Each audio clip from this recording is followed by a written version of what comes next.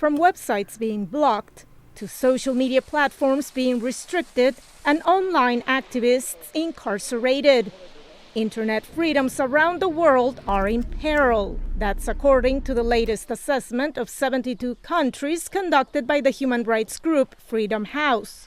We looked specifically at 41 countries around the world that hosted some form of nationwide election. We saw that generative AI tools are increasingly being employed by parties and candidates to churn out appealing memes, mock political opponents, and reach more diverse audiences. That can erode trust in democracy and mislead voters, he added.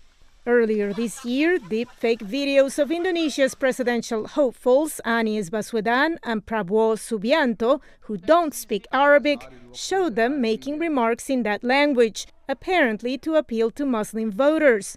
Back then, fact-checker Santi Indra Astuti weighed in on the matter. Hoaxes are no longer just to discredit opponents, but some seem intended to glorify their chosen candidate.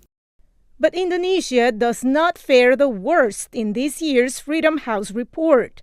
The ruling Chinese Communist Party has systematically repressed online dissent for about a decade, and this year is not alone as the world's worst environment for internet freedom, says researcher Vestinson. The Myanmar military has sought to build a mass censorship and surveillance regime, again in part aimed at suppressing the online activities of the country's opposition.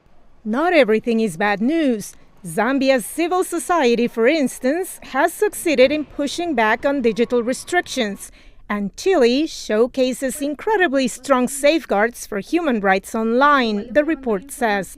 Ahead of its own presidential election, the internet in the United States remains, quote, vibrant, diverse, and free, says Vestinson. But he warns that misleading information spread by both domestic and foreign actors has proliferated online. Actors who may be connected to the state in Russia and China. And we've even seen that Iranian state-backed actors have targeted the campaigns of people who are running for president. By bringing attention to the state of digital freedoms around the world, researchers hope policymakers and the private sector develop ways to resist the decline and enshrine the people's right to access a free internet, particularly during election years. Veronica Balderas Iglesias, VOA News.